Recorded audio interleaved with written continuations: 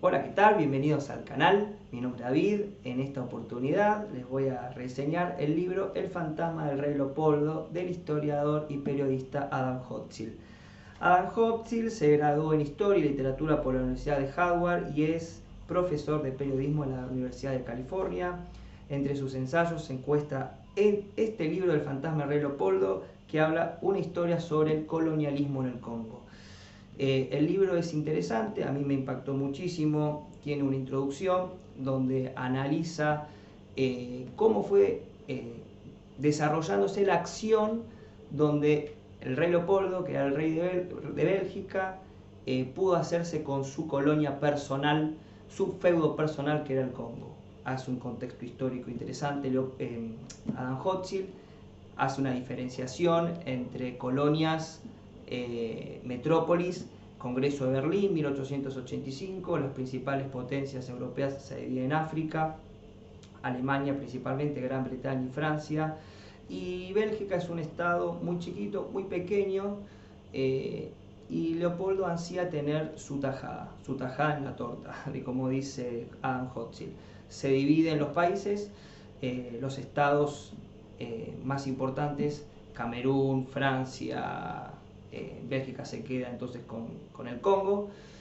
Y la diferencia con respecto a otros estados, tanto Francia como Gran Bretaña, es que Bélgica no reconoce la colonia como colonia propia, sino que el Congreso de Berlín, las principales potencias, principalmente Estados Unidos, le otorgan a Leopoldo la tenencia de la tierra como su propiedad personal.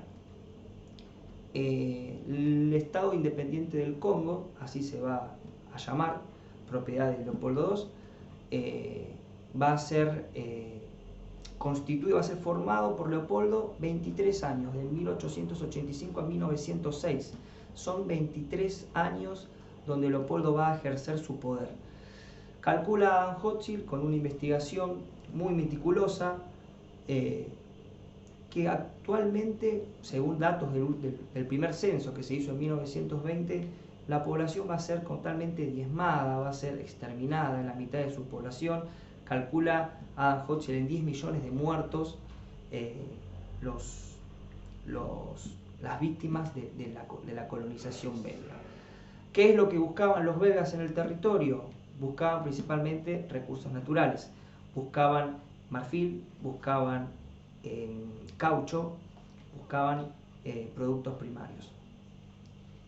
El método era el esclavismo, la esclavización, esclavizaron a la población mediante un sistema de terror, un sistema netamente totalitario.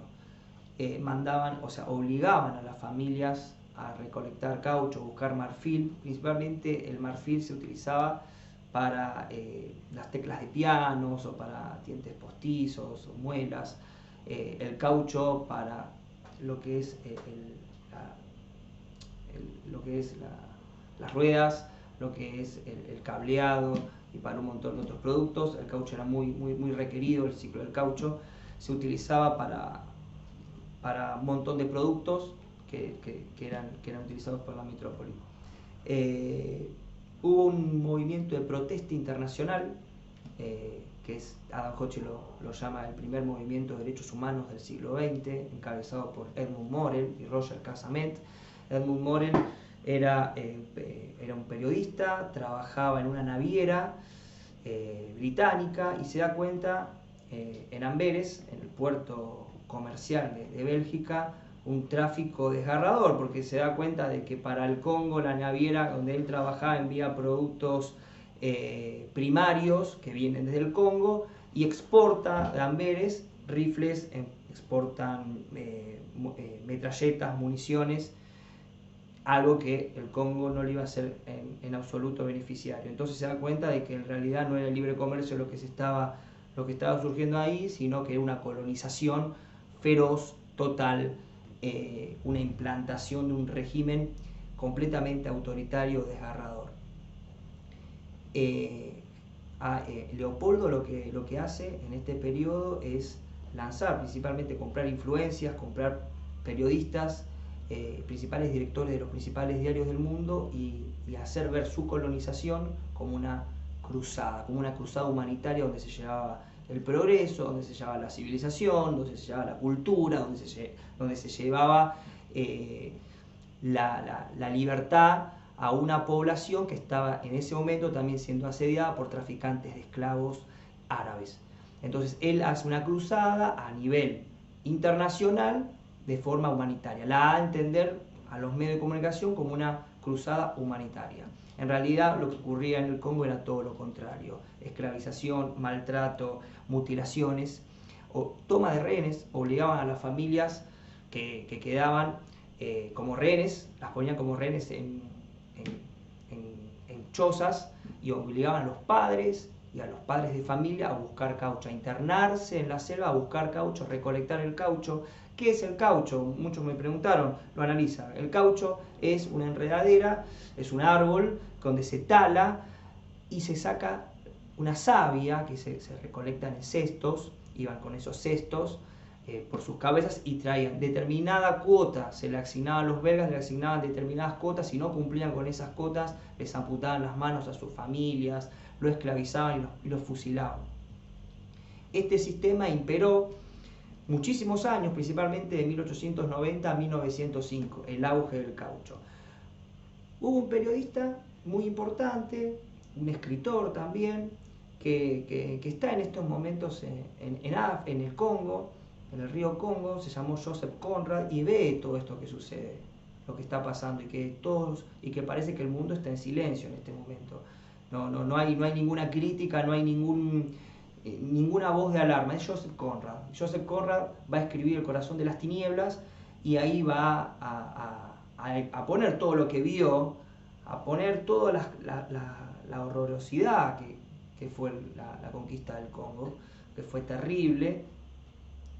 Y hay un movimiento internacional que comienza a protestar, que comienza a dar la voz de alarma, y utiliza los mismos medios que ya había utilizado Leopoldo anteriormente. Comienza un movimiento humanitarista, el primer movimiento de derechos humanos del siglo XX, y van a empezar a dar la voz de alarma de todo esto que estaba sucediendo. Ellos y los misioneros presbiterianos del sur de Estados Unidos, y misioneros británicos que se asientan en el lugar y comienzan a describir todo esto que está sucediendo. Adam Hochschild dice que esto no es un genocidio propiamente dicho, porque no se refiere a algo en particular, es decir, a un movimiento cultural. O sea, no busca eliminar una parte de la población cultural por su religión, por sus creencias, por su cultura. No, simplemente fue la consecuencia necesaria de un sistema de explotación económica. Un sistema de explotación económica que, como consecuencia principal, termina aniquilando a la población en el 50%. Es una investigación histórica muy profunda. Hay fotografías, vemos personas encadenadas, por ejemplo, no sé si se puede captar acá la cámara, personas que están encadenadas, ¿no? Vemos personas que están, por ejemplo, amputadas. No sé si capta la cámara acá, personas amputadas, ¿no? Sin manos, no sé si se ve esa. Un cineasta muy importante, se llamó Francis Ford Coppola, que hizo una de las grandes películas del siglo XX, se llama Apocalipsis Now, que retrata la guerra de Vietnam, y Francis Ford Coppola se basa en El corazón de las tinieblas de Joseph Conrad. Lo que hace Francis Ford Coppola es cambiar el escenario.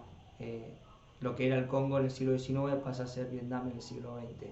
Pero el nivel de masacre y de tortura institucionalizada y de terror totalitario había sido impuesto por Leopoldo II en el Congo. Leopoldo II muere en 1909, pero ya en 1906 la crítica fueron terriblemente en aumento. Las principales potencias europeas le exigen que se ponga fin a su reinado, a su feudo, y Leopoldo II le vende o le cede principalmente el Congo a Bélgica. La opción belga, la solución belga fue administrar Bélgica ella misma el territorio del Congo. La explotación no siguió mermando, siguió en aumento, pero de una forma más matizada. Se le cobraban impuestos a los congoleños, se hacía plantar caucho a las personas que vivían ahí para seguir explotando el caucho. Y recién en 1960 el Congo va a adquirir la independencia por muy poco tiempo.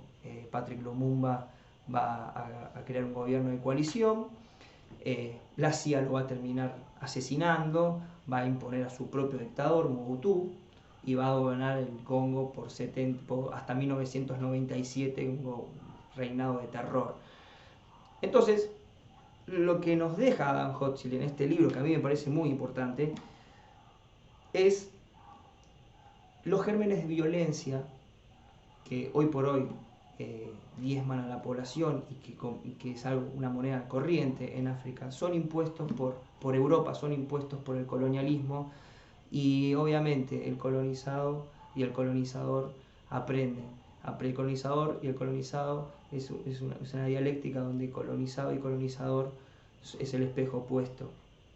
Me parece un libro importante y creo que todos deberíamos algún día leerlo para entender, ¿no?, cómo la locura a que llegó el ser humano, la locura que hemos llegado. Bueno, espero que les haya gustado El fantasma de Leopoldo de Adam Hochschild.